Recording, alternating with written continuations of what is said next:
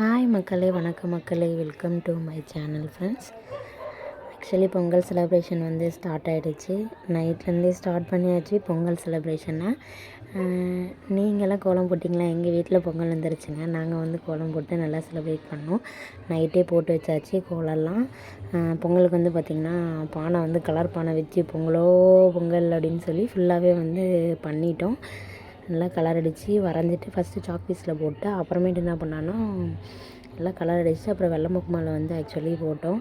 எப்போயுமே வந்து எங்கள் ரோடு எப்படி இருக்கும்னு பார்த்திங்கன்னா வெறும் மண் ரோடாக தான் இருக்கும். பட் ஆனால் இந்த டைம் வந்து ரோடு போட்டாங்க ஒரு வழியாக. கிட்டத்தட்ட நான் கல்யாணம் வந்திருந்து ரோடு போடல. இப்போ தான் வந்து ரோடு போட்டு கோலம் போடுற அளவுக்கு சூப்பராக கொஞ்சம் பண்ணி வச்சுருக்காங்க. அதேமாதிரி வந்து பார்த்திங்கன்னா நைட்டு ஒரு 11 ஆகிடுச்சு கோலம் போட்டு முடிக்கிறதுக்கு.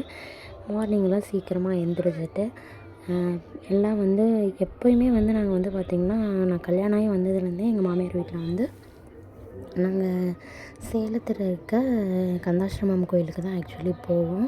இது வந்து அதனால் ஃபேமிலியோடு நாங்கள் எல்லாருமே கிளம்பிட்டோம்.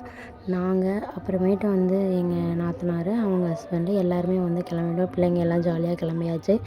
பாட்டியுமே கூட வந்து கிளம்பிட்டாங்க.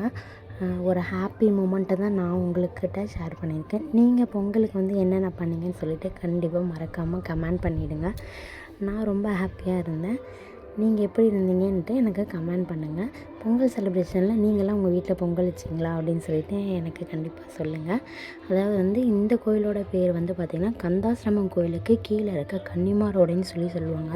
அதாவது நம்ம வீட்டில் வந்து தவறிட்டாங்க அப்படின்னா அவங்கள வந்து நினச்சிக்கிட்டு பொங்கல் அன்னைக்கு இங்கே வந்து அவங்களுக்கு பிடிச்சதெல்லாம் வச்சு படைச்சி இங்கே வந்து இருக்கிற குட்டி பிள்ளைங்களாம் வராங்க பார்த்திங்களா, அவங்களுக்குலாம் வந்து பிஸ்கெட்டு, மஞ்சு, பாவாடை சட்டை அந்த மாதிரி எல்லாமே வந்து கொடுப்பாங்க. அந்த மாதிரி தான் வந்து இங்கே வந்து எல்லாருமே நிறைய பேர் வந்து கும்பிட்டு போவாங்க.